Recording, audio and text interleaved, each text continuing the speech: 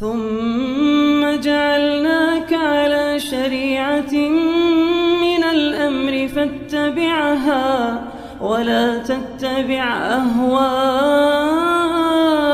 الذين لا يعلمون. Hari ini di saat ilmu sudah melalui proses transformasi yang begitu luas, sehingga referensi mudah didapatkan, kajian-kajian mudah untuk diikuti. Para penuntut ilmu sudah banyak yang kembali mengambil dari sumber-sumber yang asli. Maka di saat itu, di saat yang asli sudah dikenali, maka yang palsu akan cepat terdeteksi. Di saat kebenaran sudah nampak dengan jelas, maka kebatilan akan terlihat pula dengan jelas. Di saat sunnah dihidupkan, maka terlihat sesuatu yang tidak sunnah yang diamalkan. Ini sama dengan persis datangnya Islam pada waktu itu. Di saat umat yang masih mengaku mengikut Nabi Ibrahim dan Ismail alaihi wassalam, mereka mengaku sebagai penganut agama Ibrahim, tetapi sudah merubah-rubah sampai ke asas agama itu sendiri, itu tauhid, dan menganggap syirik itu sebagai ajaran Nabi Ibrahim alaihissalam. Maka ja'al islamu au bada al islamu ghariban wa sawfa yakudu ghariban kama bada fatuba lil ghuraba. Islam itu pada awalnya dianggap asing dan akan kembali dianggap asing, dan beruntunglah orang-orang yang dianggap asing. Di saat sunnah Nabi tenggelam dan terbenam oleh banyaknya amalan yang diada-adakan, maka sunnah tidak diketahui oleh umat karena kebanyakan beramal sebelum berilmu.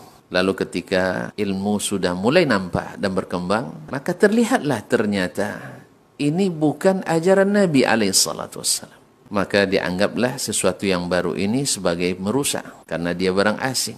Karena memang sudah terasing. Siapapun yang menuntut ilmu pasti mengalami dan mengetahui berapa banyak sunnah-sunnah Nabi dulu dianggap sesuatu yang tidak atau sama sekali tidak dikenali.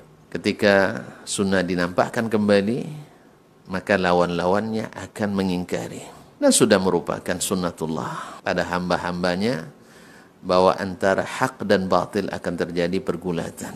Antara sunnah dengan bid'ah akan terjadi pertarungan. Dan masing-masing pengikut dan masing-masing pemuja akan bertahan sampai titik darah penghabisan barangkali, dalam tanda petik.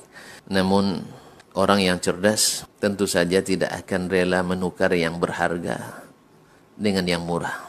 Tak akan mau meninggalkan mutiara karena hanya sebongkah timah. Dan orang-orang yang ingin beruntung yang besar tak mungkin meninggalkan pahala besar dengan menegakkan sunnah, dengan mengharapkan pahala yang tidak jelas mengamalkan sesuatu yang bukan sunnah.